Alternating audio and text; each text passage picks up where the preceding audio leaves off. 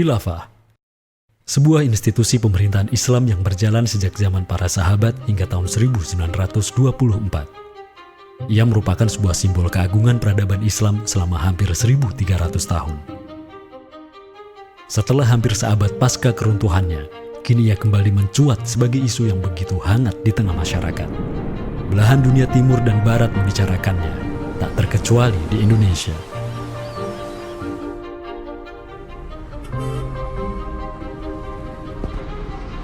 Perdebatan tentang khilafah tak terhindarkan. Apakah ia pantas diterima atau tidak di zaman modern saat ini? Kita tahu khilafah atau kehilafahan Islam itu di Nusantara bukan hal yang baru.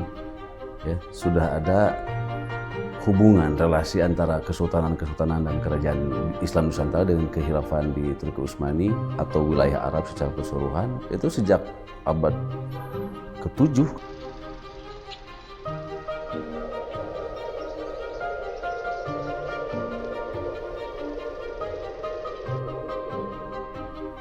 Sejarah khilafah yang panjang di pentas dunia telah memainkan debutnya di Nusantara.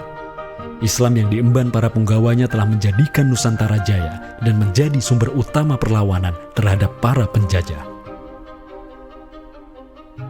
Inilah kisah tentang Nusantara dan jalinannya dengan sang negara adidaya. Inilah kisah tentang khilafah yang menjadikan rakyat Nusantara sebagai satu umat dengan Muslim sedunia. Inilah kisah tentang jejak khilafah di Nusantara.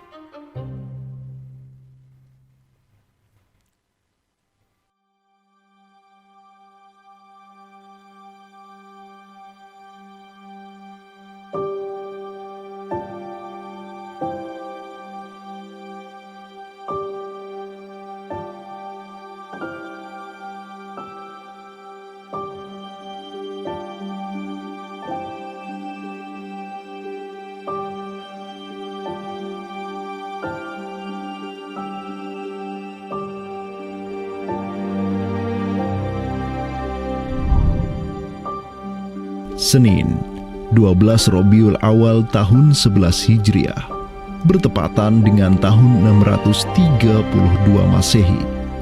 Seluruh langit dunia dirundung mendung. Semua orang di Madinah menundukkan wajahnya, kosong pandangan seraya bercucuran air mata.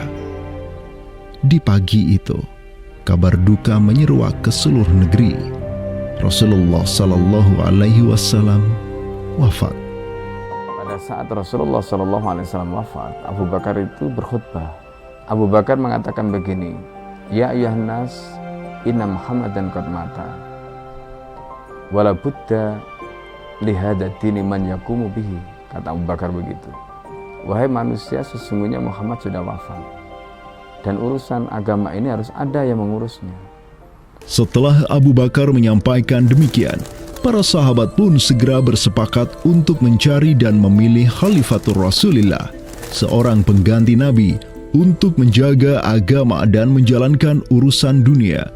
Mereka bahkan lebih menyegerakan urusan ini ketimbang menyegerakan pemakaman jasad Rasulullah SAW yang mulia, menandakan bahwa urusan kepemimpinan untuk kaum muslimin pasca wafatnya Nabi merupakan perkara yang amat mendesak. Karena itu Sayyidina Umar juga mengatakan, La islama illa bil jamaah, wala jama'atan illa bil imarah, wala imaratan illa bit ta'ah. Umar juga memahami sebagaimana yang dipahami oleh Abu Bakar. Islam ini tidak akan kuat kecuali dengan adanya jamaah, dengan adanya persatuan. Dan tidak mungkin umat ini bisa bersatu kecuali dengan adanya imarah, adanya khilafah, adanya kepemimpinan. Dan tidak mungkin adanya imarah kecuali dengan adanya ketaatan. Jadi para sahabat itu paham itu. Kemudian para sahabat itu juga menjalankan apa yang diperintahkan Nabi dalam hadis yang lain. Apa kata Rasulullah? Alaikum bisunnati. Kalian harus pegang teguh sunnahku. Wa sunnatil khulafa'ir rasyidin al-mahdiyyin min ba'di. Dan sunnah para khalifah rasyidin al-mahdiyyin min ba'di, mendapatkan petunjuk setelahku. Kemudian Nabi mengatakan, Addu alaiha bin nawajidi. Kalian harus gigit sunnah itu dengan menggunakan gigi geram dan jangan dilepaskan. sunnah yang ditinggalkan oleh para khulafaur rasyidin itu apa? Pertanyaannya begitu. Jawabannya tidak lain adalah khilafah itu, sistem khilafah itu. Maka di Saqifah Bani Sa'idah bersepakatlah kaum muslimin untuk memilih Abu Bakar sebagai khalifah pertama untuk mengatur negara mereka yang disebut sebagai khilafah Islamiyah. Negara khilafah di bawah kepemimpinan Abu Bakar dan khalifah-khalifah setelahnya, Umar bin Khattab, Utsman bin Affan, dan Ali bin Abi Thalib cepat sekali berkembang. Mereka memperluas wilayah khilafah hingga mendobrak dua negara adidaya saat itu, Kekaisaran Persia dan Imperium Romawi. Semua aktivitas ekspansi tersebut merupakan realisasi kebijakan politik luar negeri khilafah Islamiyah, dakwah, dan jihad. Sementara di Timur Tengah sedang terjadi revolusi tauhid yang luar biasa dengan munculnya negara adidaya baru yang bernama Khilafah Islamiyah. Jauh di sebelah timur, terbentang sehamparan kepulauan yang teramat luas wilayahnya. Masing-masing pulau ini begitu hijau hutannya, mata air mengalir dengan begitu derasnya, disertai kekayaan alam yang melimpah ruah jumlahnya, baik di bawah maupun di atas tanah, baik sebelum maupun selepas pantai. Negeri itu dikenal sebagai Nusantara. Diapit oleh dua benua dan dua samudra, amatlah strategis posisi wilayah Nusantara, menjadikan ia sebagai pelabuhan dagang yang ramai, tempat bertemunya bangsa-bangsa dunia. Kala itu, belumlah penduduk di Nusantara mengenal Islam, sementara kehidupan mereka sedang diselimuti oleh kegelapan. Namun, tatkala Islam sedang membara di Timur Tengah, tentu sampailah pengaruhnya ke Nusantara.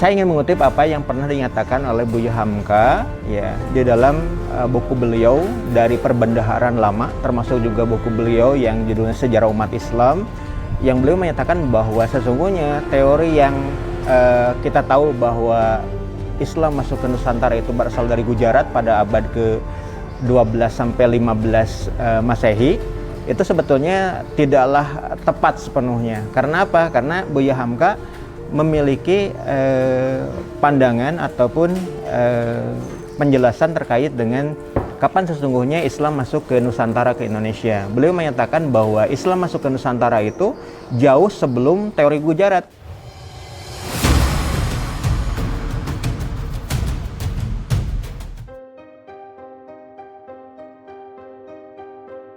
Di bawah pemerintahan Khulafaur Rasyidin yang wilayahnya membentang dari Afrika Utara sampai Persia, perdagangan kaum muslimin berkembang pesat dengan dikuasainya pelabuhan-pelabuhan strategis di Samudra Hindia.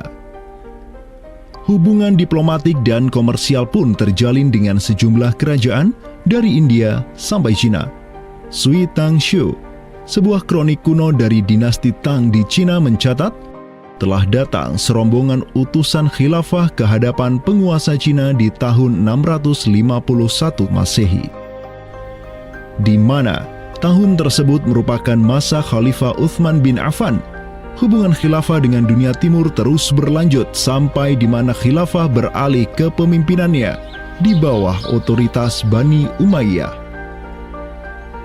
Apabila hubungan negara khilafah dengan kekaisaran Cina sudah terjalin sejak masa Khulafaur Rasyidin melalui jalur laut, tentulah utusan khilafah akan melalui wilayah Nusantara yang menjadi penghubung antara Timur Tengah dan Asia Timur.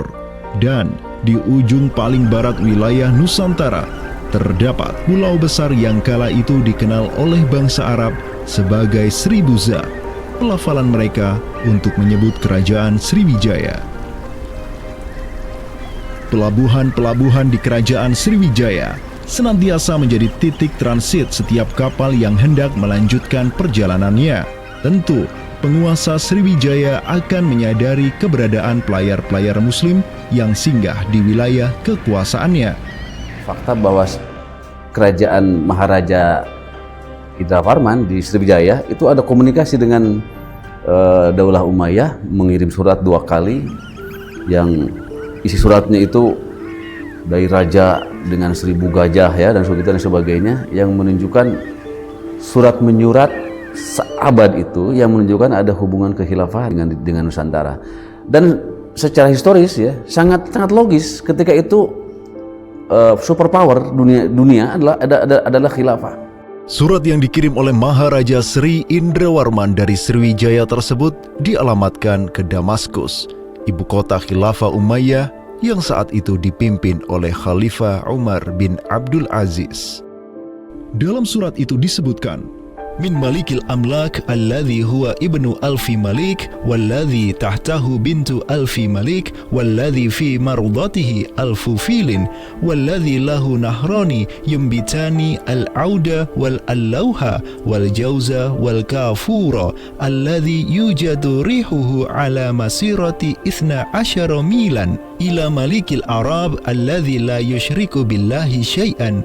Amma ba'du fa inni qad ba'athtu ilaika bihadiyatin wa ma hiya bihadiyatin walakinnaha tahiyatun wa ahbabtu an tab'atha ilayya rajulan yu'allimunil islama wa yuwaqqifuni ala hududihi wassalam. Maka di bawah kepemimpinan sang Khalifah Umar bin Abdul Aziz, khilafah menyebarkan rahmatan lil alamin ke segala penjuru dunia, termasuk Nusantara.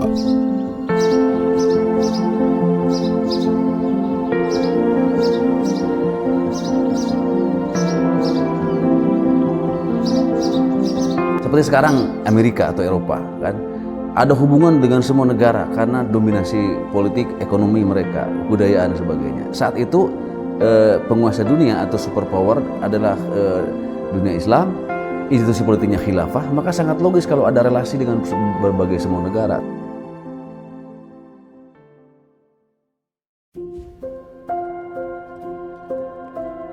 Tahun 1258, dari arah timur datanglah segerombolan pasukan yang mengerikan. Tubuh mereka besar-besar bak raksasa, berkulit kuning dan begitu mahir berpanah dan mengendarai kuda. Inilah pasukan Mongol yang datang dari utara Cina. Khalifah Al-Musta'sim itu dibunuh oleh Hulagu Khan, ya, pemimpin tentara Mongol. Kemudian pasca penaklukan Baghdad, itu Baghdad menjadi kota kosong, ya. Penduduknya dibantai, khalifah dibunuh, ya. Kotanya dibakar, perpustakaannya dihancurkan, wah pokoknya kacau sekali lah. Nah, tapi ternyata banyak keluarga Abbasiyah, ya, dinasti Bani Abbasiyah yang dia itu selamat dari pembantaian orang-orang Mongol, dan mereka itu akhirnya berdiaspora, mengungsi, ya. Ada yang berdiaspora, ada yang mengungsi ke Hijaz, ada yang mengungsi ke daerah Najd, ya, ada yang mengungsi ke daerah Mesir. Ada satu keturunan Abbasiyah, Bani Abbasiyah, yang dia itu mengungsi sampai ke Aceh, gitu. Di mana Aceh itu dulu, ya, negara yang berkuasa di sana adalah Samudra Pasai.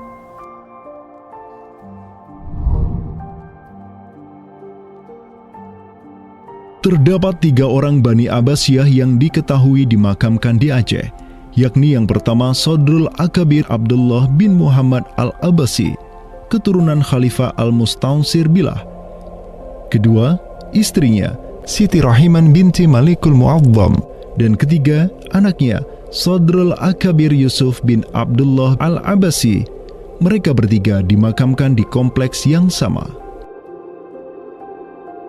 Yang paling monumental, yang paling besar di sini kita lihat adalah seorang tokoh yang memiliki predikat As-Sadr Al-Kabir ataupun pengawal para pembesar yang derajatnya mungkin setingkat dengan Perdana Menteri.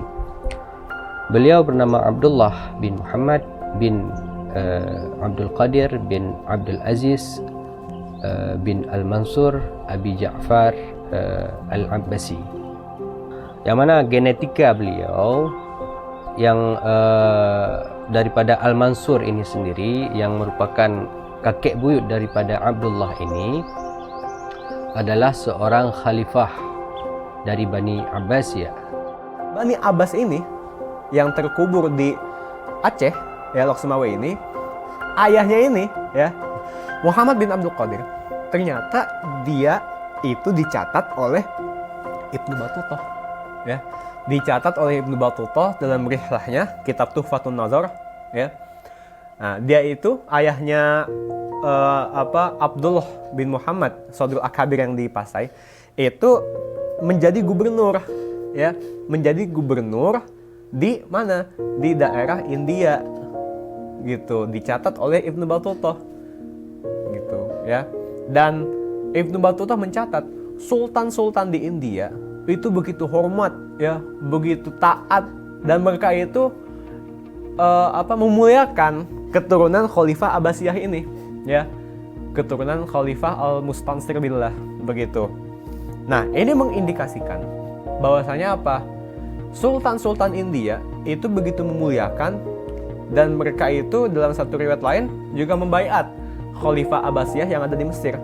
Sementara sultan-sultan di India, ya, Kesultanan Islam di India itu punya hubungan erat dengan Samudra Pasai, begitu. Nah, di sini kita bisa menduga kuat bahwasanya Samudra Pasai itu juga berbaiat kepada Khalifah Abbasiyah. Samudra Pasai pada masa itu berbaiat kepada dinasti sebelum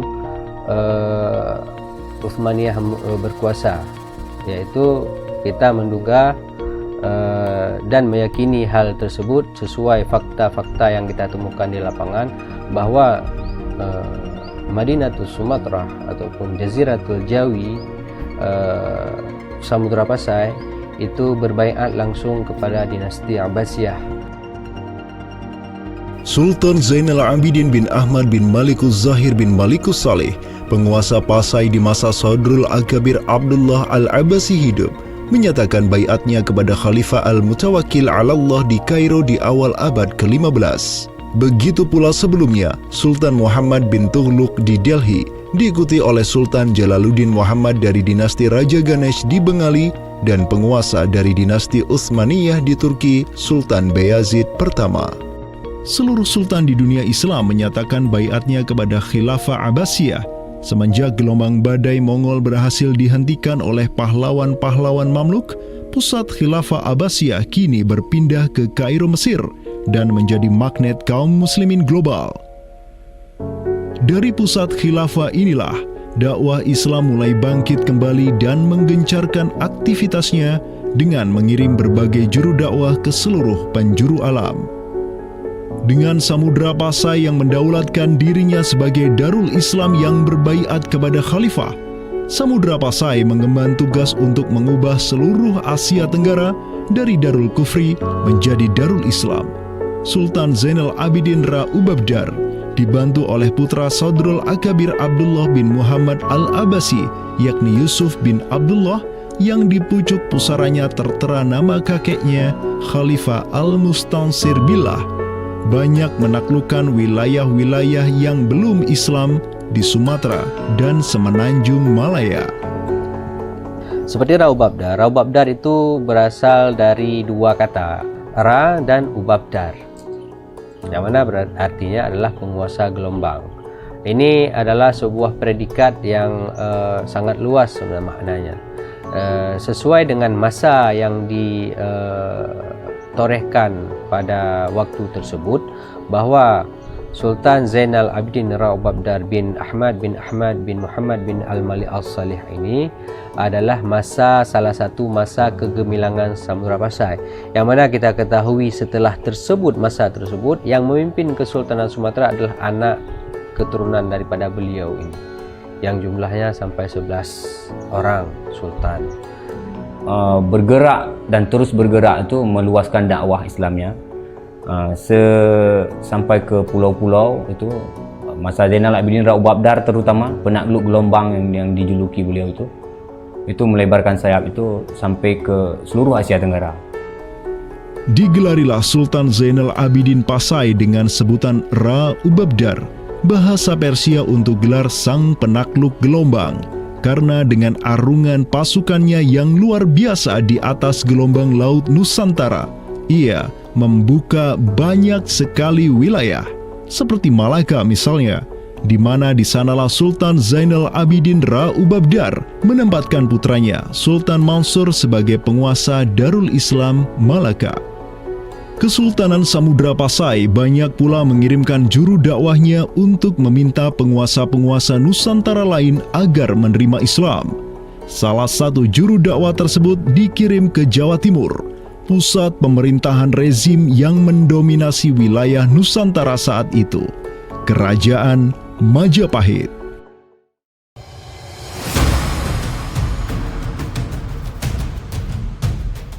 Gresik, Jawa Timur. Di kota yang hanya berjarak 60 km dari Trowulan, ibu kota Kerajaan Majapahit, terbaring jasad mulia di atas pusara marmer yang begitu indah. Inilah kubur seseorang yang menginisiasi tegaknya Islam di tanah Jawa, Maulana Malik Ibrahim, yang kemudian dikenal sebagai Sunan Gresik. Malik Ibrahim adalah seorang yang berkedudukan tinggi di lingkaran kuasa Samudra Pasai, terlihat dari gelarnya yang bertajuk Umdatus Salatin wal Wuzara, pondasi para sultan dan wazir, di mana gelar tersebut adalah gelar untuk wakil Sultan Samudra Pasai sebagaimana yang dicatat oleh Ibnu Battuta. Gelarnya yang lain seperti Burhanud Daulah Waddin, penerang negara dan agama, adalah gelar yang disematkan kepadanya selayaknya gelar-gelar yang diberikan Khilafah Abbasiyah kepada pejabat-pejabat penting daulah, sebuah gelar yang begitu politis sekaligus agamis.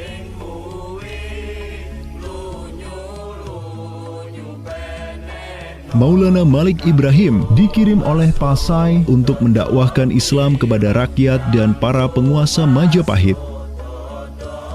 Banyak orang-orang dari kesultanan ini, Kesultanan Samudra Pasai, yang itu berbaiat langsung ke khalifah, itu mengirim orang-orang atau orang-orang Pasai itu banyak bermigrasi ke daerah-daerah lain di Nusantara.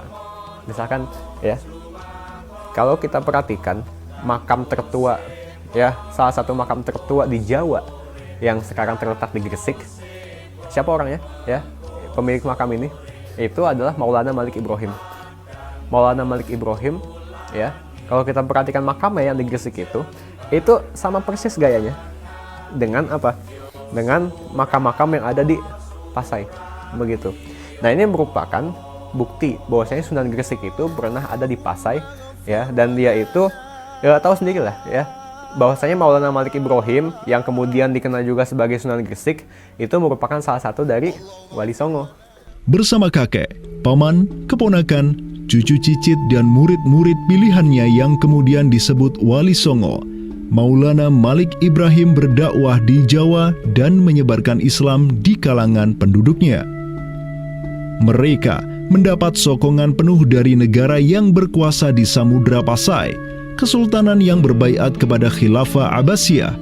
Dakwah mereka terus berkembang, perlahan namun pasti, dan mulai melumat persendian kuasa Majapahit yang mulai keropos akibat kekacauan internal mereka sendiri.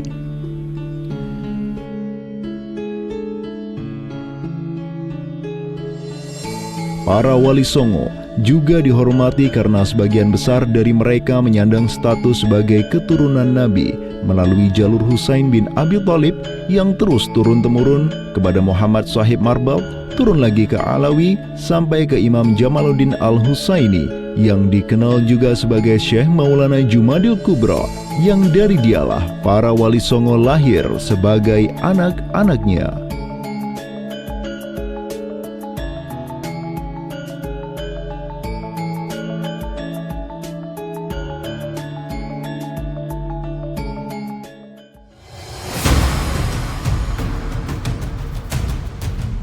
Bertolak dari Gresik, dakwah para wali menyebar ke kota-kota lainnya di Pulau Jawa, bahkan sampai keluar Jawa seperti Maluku, Ternate, Makassar, Kalimantan, dan sebagainya. Selain kalangan rakyat, banyak pula pejabat-pejabat Majapahit yang tercerahkan dengan Islam dan sukarela mengucap syahadatain, seperti para adipati Majapahit di Palembang, Cirebon, Semarang, Pekalongan, Jipang, sampai Mataram. Tak tanggung-tanggung, di antara mereka yang berislam bahkan merupakan sang putra mahkota Majapahit sendiri, Pangeran Jimbun alias Raden Patah, yang merupakan buah dari pernikahan Raja Brawijaya kelima dengan seorang putri Cina. Ketika dewasa, Raden Patah belajar kepada Sunan Ampel di Surabaya. Kemudian diangkat menjadi Adipati Demak oleh ayahnya. Kemudian di tahun 1478, Brawijaya kelima digulingkan oleh pesaingnya dari Kediri, Girindra Wardana. Tahta Majapahit yang diduduki oleh musuh ayahnya lantas membuat Raden Patah di Demak beserta seluruh elemen Islam di Jawa pimpinan para Wali Songo bangkit berjihad melawan Girindra Wardana dan penerusnya Patih Udara.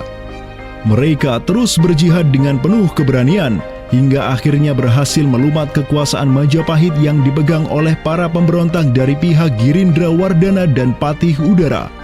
Kaum muslimin pun meraih kemenangan hingga akhirnya mereka berhasil memproklamirkan berdirinya sebuah daulah Islam pertama di tanah Jawa, Kesultanan Demak, pada tahun 1482.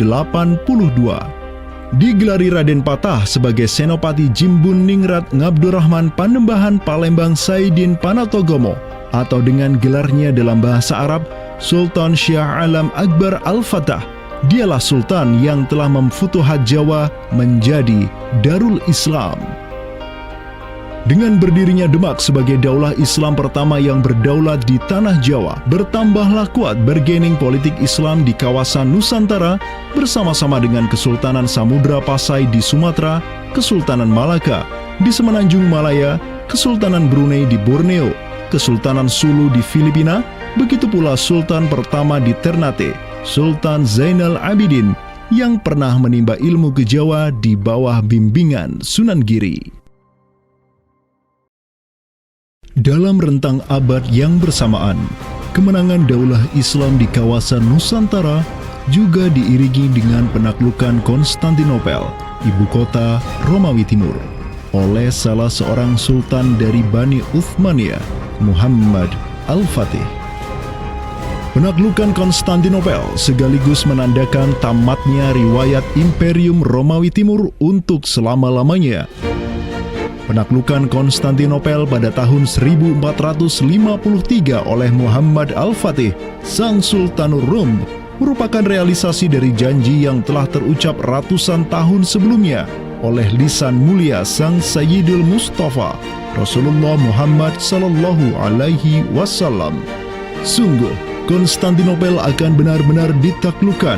Sebaik-baik pemimpin adalah pemimpin yang berhasil menaklukkan Konstantinopel, dan sebaik-baik pasukan adalah pasukan yang menyertainya. Dengan dikdayanya kuasa Islam di tanah Rum, menjadikan para penguasa Uthmaniyah mempunyai citra istimewa di kalangan rakyat Nusantara.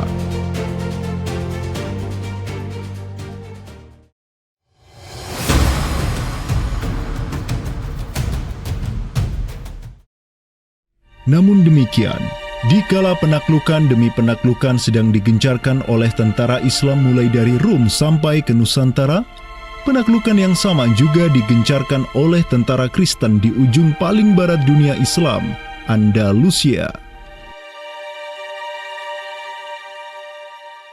Berbeda dengan penaklukan yang kaum muslimin lakukan, di mana penduduk asli suatu tempat diberi toleransi yang luar biasa atas agama dan properti mereka, tentara Kristen Portugis dan Spanyol menaklukkan wilayah Islam di Andalusia yang saat itu sudah terpecah menjadi Reyes de Taifas atau Mulukhut Tawaif atau kerajaan-kerajaan yang saling tercerai-berai. 1492, kekuasaan Islam terakhir di Andalusia, Granada, berhasil ditaklukkan oleh suami istri yang menjadi penguasa Spanyol, Fernando d'Aragon dan Isabella de Castilla.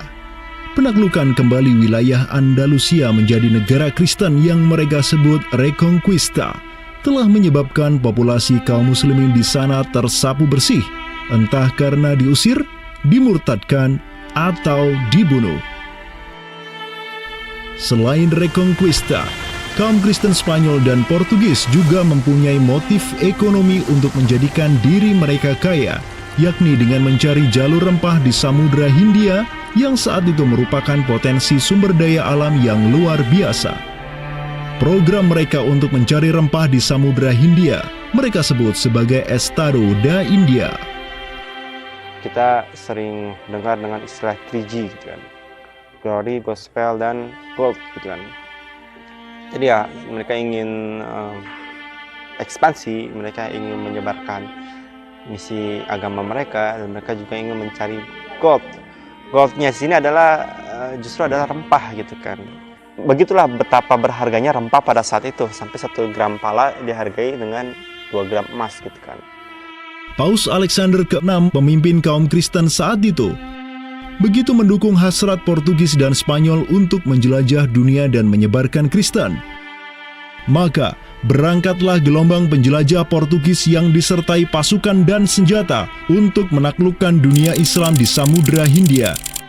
Di bawah pimpinan Alfonso de Albuquerque, armada Portugis berhasil menaklukkan Goa di India pada tahun 1510. Dan setahun kemudian, berhasil sampai ke Malaka, merebut pelabuhan strategis itu dari Sultan Mahmud Syah yang memerintah tempat tersebut. Dengan bercokolnya Portugis di Nusantara, dimulailah babak baru sejarah Islam di kawasan ini.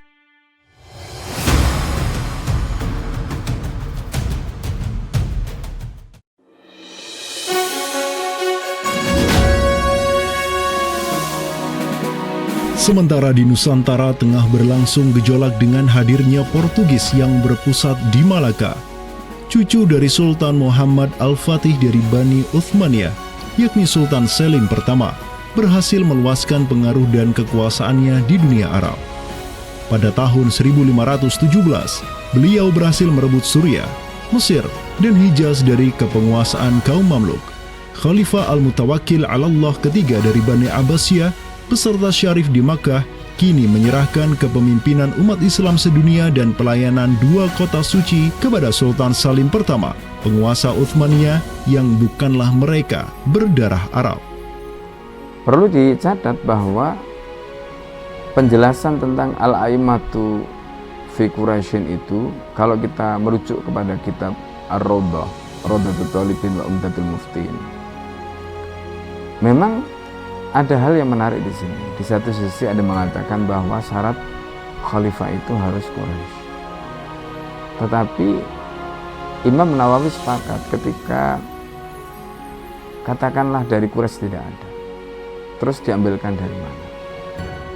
Maka kemudian disebutkan di situ ya di luar Quraisy, bisa dari bani ini, itu yang disebutkan di dalam kitab Ar-Rawdah. Karena itu sebenarnya syarat Al-A'immah fi Quraisyin itu bukan syarat yang wajib, tetapi difahami di sini berdasarkan penjelasan yang diantaranya disebutkan dalam kitab Ar-Rawdah tadi, itu adalah merupakan syurut afdaliyah. Maka semenjak tahun 1517, kepemimpinan khilafah beralih ke Bani Uthmaniyah. Selim pertama dan anak keturunannya kini didapuk sebagai Khalifatul Muslimin. Amirul Mukminin, Khadimul Haramain, Al-Ghazi fil Barraini wal Bahraini, Zilullah fil Alam, Padisyah wa Khilafat Penah. Wilayah khilafah Uthmaniyah terus merangsek Eropa, dan merekalah yang menguasai Laut Mediterania dan juga Laut Merah. Adapun Portugis yang bercokol di Samudra Hindia mulai ketakutan karenanya. Karena dengan munculnya khilafah Uthmaniyah sebagai negara Islam yang adidaya, solidaritas Muslim sedunia akan bangkit kembali karena memiliki perisai kuat di sisinya. Ini erat kaitannya dengan hubungan dengan negeri kita, karena keimanan yang kemudian merekatkan ya dengan semangat akidah Islamiyah, semangat ukhuwah Islamiyah, menjadikan umat Muslim yang ada di Timur Tengah dengan umat Muslim yang ada di Nusantara Indonesia itu terjalin hubungan yang sangat erat. Karena kita tahu bahwa ada ayat Allah Subhanahu wa ta'ala yang menyatakan innamal mu'minuna ikhwah. Sesungguhnya orang-orang beriman itu adalah saudara. Ketika ada saudara mukmin yang terzalimi, maka saudara mukmin yang lain itu punya kewajiban untuk membela. Demikian pula ketika Muslimin Nusantara itu terzalimi dengan adanya penjajahan, dengan adanya imperialisme yang dilangsungkan oleh orang-orang kafir penjajah, baik itu oleh Portugis, Spanyol, Inggris, Perancis ataupun Belanda. Ya. Maka kemudian Muslim yang ada di Timur Tengah yang pada waktu itu masih memiliki kepemimpinan yang tunggal untuk seluruh dunia, yaitu Khalifah, itu juga turut ya memperhatikan, turut mendukung, turut memperjuangkan pembebasan ataupun kemerdekaan bagi bangsa Muslim Nusantara. Kenapa? Ini semangat jihad di antara kaum Muslim yang dihubungkan dengan semangat keimanan atau akidah Islamiyah tadi. Kenapa? Yang namanya mukmin itu adalah kal jasadil wahid, ya, satu tubuh. Ketika bagian tubuh yang lain itu teraniaya, maka tubuh yang lain pun punya kewajiban untuk membelanya ataupun juga ikut merasakan penderitaan yang dialami oleh bagian tubuh kaum Muslim yang lain. Semenjak Portugis berhasil menancapkan kukunya di India dan Malaka, tidak hanya dua wilayah tersebut yang ditimpa petaka, namun juga hampir seluruh kesultanan di Samudra Hindia dan Nusantara. Sultan dari Samudra Pasai kala itu, Zainal Abidin bin Mahmud bin Zainal Abidin Ra Ubabdar, yang mendaulatkan dirinya sebagai Al-Qaim tahta Amri Rabbil Alamin, orang yang berdiri di bawah perintah Tuhan semesta alam, mengirim surat kepada Portugis di Malaka untuk menggugat kelakuan mereka yang sangat merugikan kaum muslimin di kawasan. Namun apalah daya, Sultan Zainal Abidin yang ini kemudian dikenal sebagai penguasa terakhir Pasai, karena setelah ia wafat pada tahun 1517, bala tentara Portugis datang ke Pasai dan menaklukkan Kesultanan Islam pertama di Nusantara itu dengan penuh tipu daya. Tak hanya Pasai yang berhasil ditiadakan, Portugis juga mampu menahan serangan pasukan Islam dari Demak sampai Sultannya Pati Unus bin Raden Patah syahid di Lumat Muntahan Meriam Portugis pada tahun 1521. Dengan diplomasinya yang culas, Portugis juga menjalin kerjasama dengan kerajaan Pajajaran di Jawa Barat pada tahun 1522. 2 tahun berikutnya, kota Blambangan, Panarukan, dan Kediri yang masih menjadi basis kekuatan Hindu di Jawa menawarkan kerjasama dengan Portugis. Maka, Portugis banyak sekali mendapat aliansi sesama kafir yang berada di berbagai wilayah di Nusantara untuk bersatu padu menghantam kekuatan politik Islam yang baru tumbuh di Pulau Jawa. Bahkan di Maluku pun Portugis berhasil menancapkan kuasanya semenjak tahun 1536.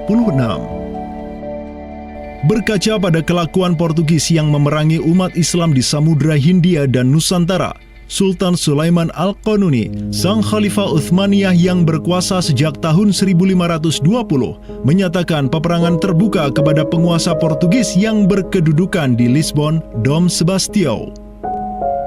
Telah dilaporkan kepada saya bahwa jamaah haji dan para pedagang muslim yang datang dari India melalui laut telah dianiaya.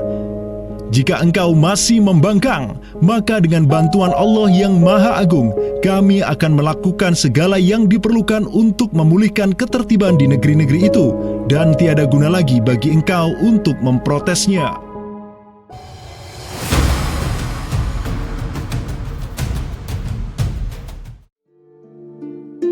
Penjaga kedaulatan Islam di Sumatera yang harum selama ratusan tahun, Samudra Pasai, kini sudah sirna di bawah kungkungan Portugis.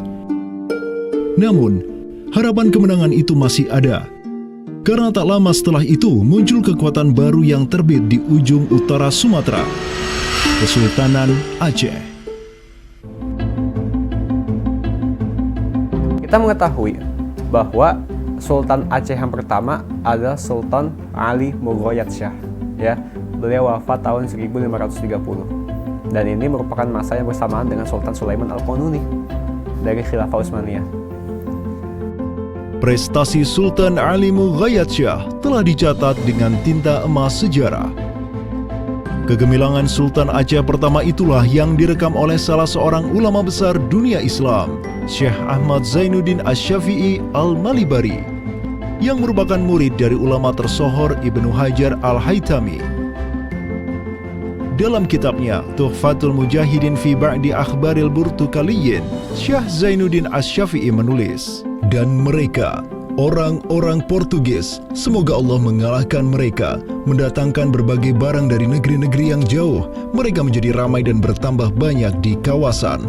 Para penguasa berbagai pelabuhan menuruti kehendak mereka sehingga mereka sepenuhnya menguasai pelabuhan-pelabuhan tersebut. Pelayaran hanya dapat dilakukan dengan jaminan keamanan dari mereka. Perdagangan dan kapal-kapal mereka bertambah banyak, dan sebaliknya, perdagangan muslimin di luar kapal-kapal dan benteng-benteng yang mereka bangun makin merosot. Tiada seorang pun yang dapat merebut kota-kota pelabuhan itu selain Sultan yang mujahid, Ali Al-Asyi. Semoga Allah menerangkan kuburnya. Karena Sultan Ali Al-Asyi lah yang telah membuka Sumatera dan menjadikannya Darul Islam. Semoga Allah membalas kebaikannya untuk kaum muslim dengan sebaik-baik balasan. Kalau kita perhatikan makam Sultan Ali Mugoyatsyah, di situ ada kalimat menarik yang terpampang di inskripsi makamnya. Al-Ghazi fil barri wal bahri yansuruhullah. Ya. Bahwasanya Sultan Ali Mugoyatsyah itu juga dikenal sebagai Al-Ghazi, ya, petarung fil barri wal bahri, di darat dan di laut, yansuruhullah. Semoga Allah menolong dia. Begitu. Nah, kalau kita telisik gelar ini, ya, Al-Ghazi fil barri wal bahri yansuruhullah, gelar Al-Ghazi itu merupakan sesuatu yang biasa digunakan oleh Sultan-Sultan Utsmaniyah. Inilah sang pemimpin para Ghazi dari Aceh, Sultan Ali Mughayat-Syah. Ialah yang menyatukan berbagai pemimpin lokal di Nanggro dan menjadikannya sebagai satu kekuatan tempur yang dipenuhi keimanan dan ketakwaan kepada Allah. Sebenarnya yang bergelora di masyarakat Aceh ini itu jihad fisabilillah, ya, atas nama Islam.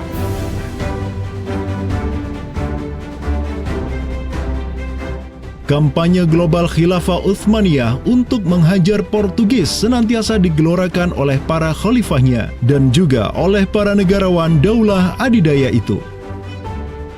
Tahun 1539, Khalifah Sulaiman Al-Qanuni memerintahkan wazir agungnya, Hadim Sulaiman Pasha, untuk mengirim utusan ke Aceh sebagai bentuk tanggung jawabnya untuk membantu kaum muslimin di sana.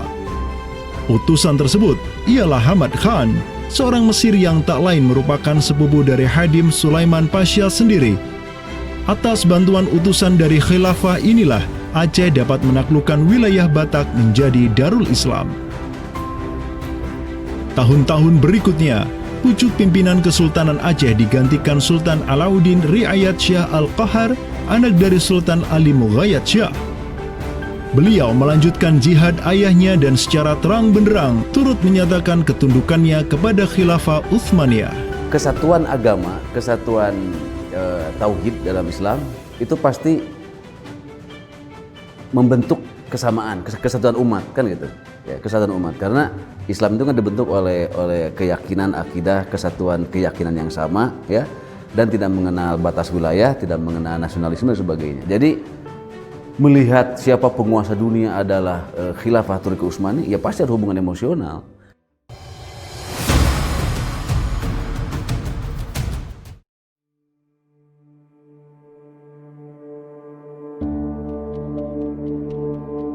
Pada tahun 1566, Sultan Alauddin Riayat Syah Al-Qahar mengirim surat ke Istanbul.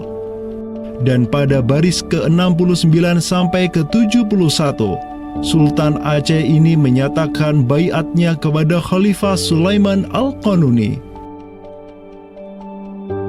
Dengan bersungguh-sungguh, kami meminta agar Padishah atau Khalifah tidak lagi memandang saya, hambanya di tanah Aceh ini, sebagai penguasa yang independen, melainkan sudi menerima saya sebagai hambanya yang miskin dan rendah, yang dapat berkuasa berkat kemurahan hati Sang Padishah, Sang Pelindung dunia, naungan Allah di muka bumi, dengan jalan yang tiada berbeda dari Gubernur Mesir, Yaman, atau para bey di Jeddah dan Aden. Sultan Selim kedua tatkala mendengar, ya, membaca surat dari Aceh ini, di mana surat Aceh ini itu selain memberikan baiat, dia itu juga meminta pertolongan kepada Khalifah Amirul Mukminin sebagai pelindung dunia Islam global agar mengirim sejumlah persenjataan ya, kapal perang, ahli-ahli militer ya kemana? Ke Aceh untuk menghadapi Portugis yang saat itu sedang menguasai Selat Malaka. Begitu.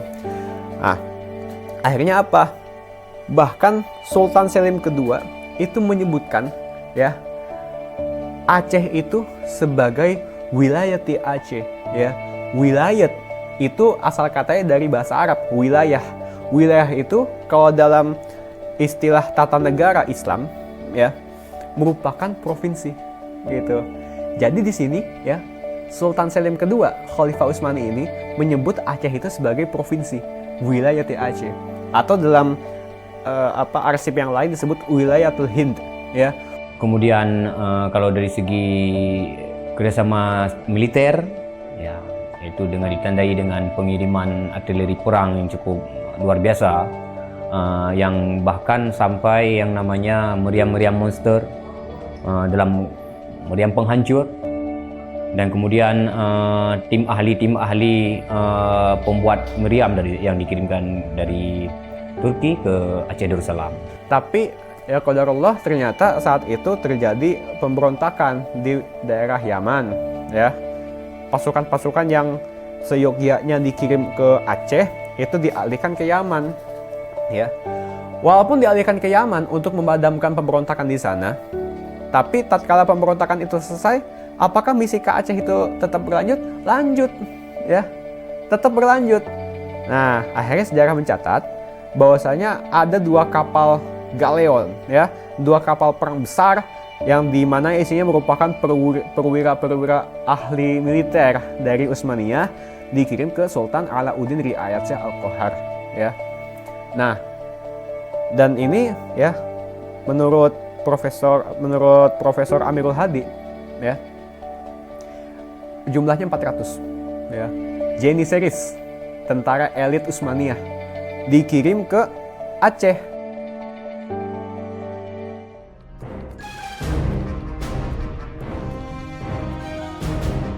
Selama masa Sultan Alauddin Riayat Shah Al-Qahar, Aceh melancarkan serangan besar-besaran ke Malaka demi menghancurkan Portugis. Serangan-serangan itu dilaksanakan pada tahun 1537, 1564, dan 1568. Pada serangan yang ketiga di tahun 1568, armada raksasa berkekuatan 15.000 Ghazi Aceh, 400 Janissaries dari Khilafah Utsmaniyah, dan 200 meriam monster karya para ahli senjata Utsmaniyah berangkat ke Malaka yang dikomando langsung oleh Sultan Alauddin Riayat Shah Al-Qahar. Portugis yang bercokol di Malaka benar-benar kewalahan dan hancur berantakan ketika diserang bertubi-tubi oleh pasukan Aceh.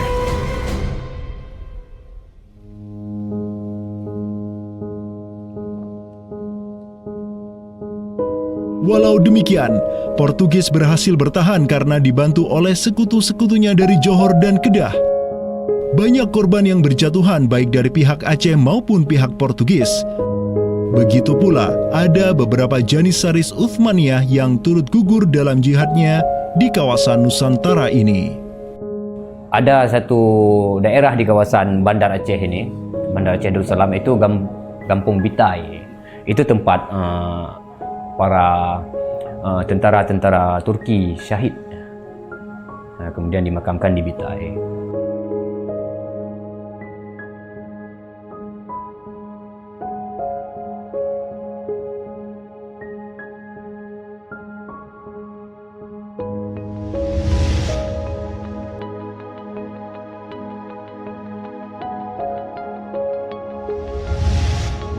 Mungkin kita melihat juga dari segi numismatik atau mata uangnya, banyak sekali dirham-dirham Turki Utsmani kita temukan di sini. Ini adalah Gampung Pande, sebuah rawa kumuh yang terletak di tepi pantai Kutaraja, Banda Aceh. Semenjak tahun 2006, tempat ini sudah dijadikan sebagai tempat pembuangan akhir untuk sampah dan tinja. Kemudian sempat pula ingin dibangun di atasnya instalasi pengolahan air limbah atau IPAL oleh Pemda setempat. Namun siapa sangka, di tempat yang nasibnya begitu menyedihkan hari ini, di tahun 2013 lalu, telah ditemukan tidak kurang dari 6.000 keping dinar dan dirham yang dicetak oleh Khilafah Utsmaniyah dan Kesultanan Aceh. Dari Sultan Sulaiman Al-Qanuni kita temukan di sini. Kemudian Sultan Murad juga kita temukan di sini. Gampung Pandey yang merupakan salah satu kawasan Islam tertua di Aceh, di mana di sanalah terdapat ribuan makam tokoh-tokoh penting Islam yang datang dari seluruh penjuru negeri. Dan beginilah nasibnya sekarang, terhinakan oleh orang-orang yang melupakan sejarah besarnya, tak tersentuh oleh peradaban modern yang durhaka kepada sejarah Islamnya. Walau demikian, kenangan tentang mereka takkan pernah hilang dan akan terus teringat oleh anak cucu kita. Mereka akan terus mengingat bahwa orang tua kita dahulu, para penguasa kita yang saleh dulu, pernah menyatakan baiatnya kepada Amirul Mukminin, khalifahnya umat Rasulullah sallallahu alaihi wasallam. Inilah kubur orang yang dirahmati lagi diampuni. Dialah Al-Ghazi, sang petarung di jalan Tuhan semesta alam, penentang kaum kafir dan musyrikin, pecinta kaum fakir dan miskin, Sultan Alauddin Riayat Syah, naungan Allah di muka bumi, putra Sultan Ali Mughayat Syah. Semoga Allah menyiramkan rahmat ke atas pusaranya dan menjadikan surga tempat kediamannya.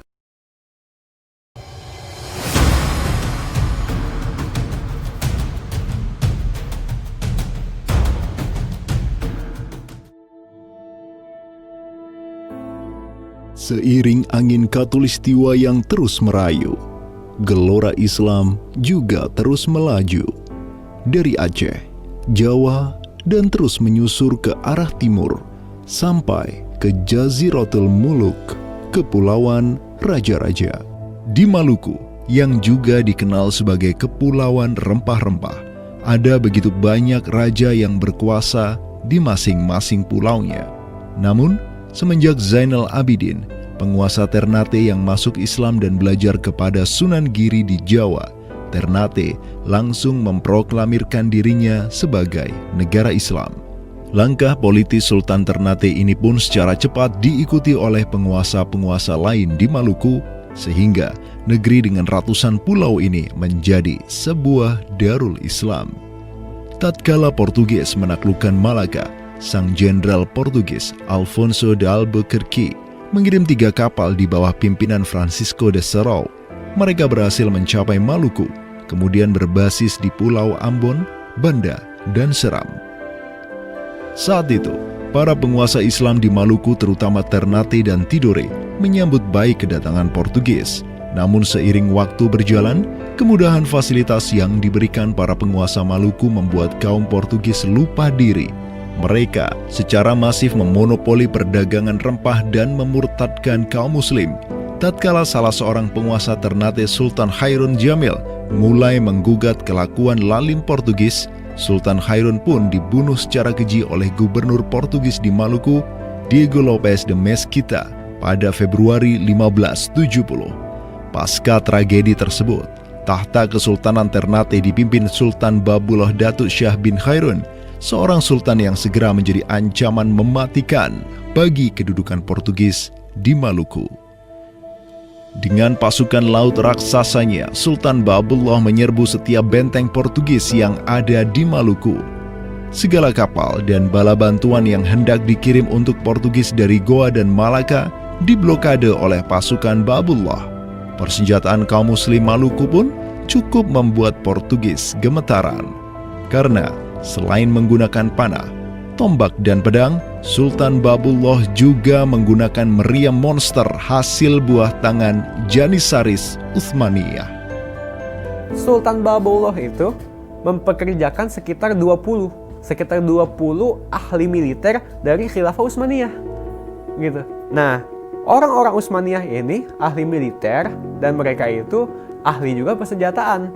Pasukan-pasukan persenjataan itu diproduksi oleh orang-orang Utsmani ini dan mereka itu mengajarkan kepada orang-orang Maluku, pasukan Sultan Babullah, untuk membuat senjata. 20 orang Utsmaniyah ini merupakan sebuah tim ahli senjata yang menjadi bagian dari pasukan Khilafah Utsmaniyah yang dikirim Khalifah Selim II kepada Sultan Alauddin Riayat Shah Al-Qahar di Aceh. Dengan pengalaman yang mereka dapatkan setelah membantu Sultan Aceh berjihad melawan Portugis di Malaka, 20 Janissaries ini melanjutkan perjalanan mereka dari Aceh menuju Ternate. Peperangan dan pengepungan pasukan Babullah untuk menyerang Portugis yang bersembunyi di benteng-benteng mereka terus berjalan selama 5 tahun, dari tahun 1570 sampai tahun 1575. Akibat pengepungan tersebut, kaum Portugis amat menderita dengan kelaparan, sampai-sampai mereka memakan anjing, tikus, sampai cicak demi bertahan hidup, hingga akhirnya pada 27 Desember 1575, Portugis mengibarkan bendera putih. Mereka pergi dari Maluku untuk selama-lamanya dengan rasa malu yang tiada terperi. Sultan Babullah yang terus berkuasa sampai tahun 1583 terus mengekspansi banyak wilayah di timur Nusantara untuk menjadi Darul Islam. Raja Makassar, Karaeng Bonto Langkasa, berhasil Babullah Islamkan sehingga Makassar menjadi Darul Islam. Begitu pula dengan Luwuk, Banggai, Mindanao, Nusa Tenggara, Aru, Halmahera, Jailolo, Bacan, hingga Papua. Semuanya tunduk kepada Sultan Babullah sehingga ia dijuluki sebagai penguasa 92 pulau. Dengan prestasi yang demikian luar biasa, tentu Babullah tidak berdiri sendiri. Ada ikatan solidaritas dengan sultan-sultan Aceh, Jawa, sampai Filipina. Ikatan sebagai satu umat. Ikatan dengan satu akidah, akidah Islam. Ikatan dengan satu semangat, semangat jihad. Dan ikatan dengan satu kepemimpinan. Karena seluruh sultan di Nusantara tunduk dan begitu hormat pada Khilafah Utsmaniyah.